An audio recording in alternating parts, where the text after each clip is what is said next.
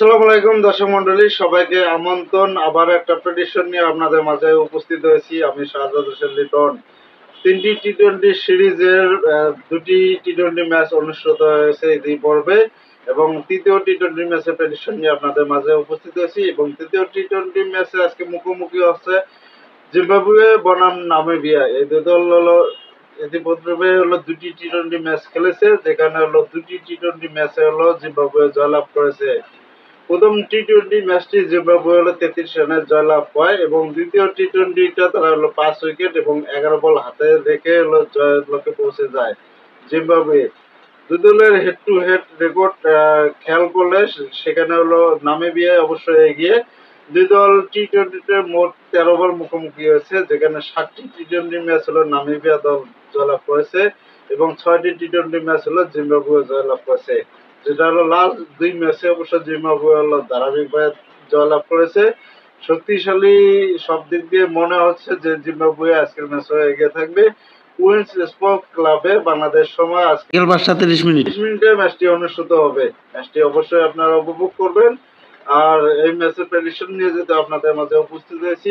Zimbabwe বনাম নামিবিয়ার বর্তমান টি-20 ranking এর দিকে খেয়াল করলে সেখানে দেখা যায় জিম্বাবুয়ে টি-20 র্যাঙ্কিং এর 11তম স্থানে অবস্থান করছে এবং নামিবিয়া তারা টি-20 র্যাঙ্কিং এর 16তম স্থানে অবস্থান করছে। দুই দলের অবশ্যই হাড্ডাহাড্ডি লড়াই হবে। এই ম্যাচটি উপভোগ করবেন।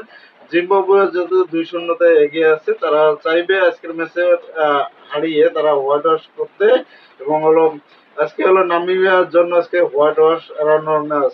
কারণ তারা অতীতে প্রমাণ করেছে যে তারা জিম্বাবুয়ের সাথে শক্তিশালী দল, বেশ ভালোভাবে প্রতিদ্বন্দ্বিতা করেছে কিন্তু জয় লাভ করতে পারেনি।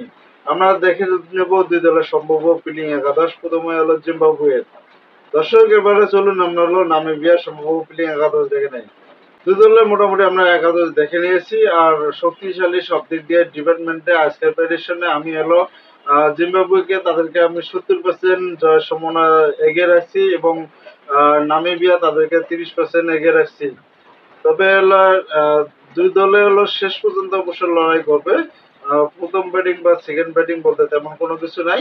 তবে এখানে হাই স্কোরিং ম্যাচও হয়ে যায়, যেমন এখানে আজকের ম্যাচে যদি জিম্বাবুয়ে প্রথমে ব্যাটিং করে সেক্ষেত্রে 180 থেকে 90 রান হওয়ার সম্ভাবনা রয়েছে এবং নামিবিয়া যদি করে প্রথমে ব্যাটিং, তাহলে সেক্ষেত্রে 160 থেকে 170 রান হওয়ার সম্ভাবনা রয়েছে।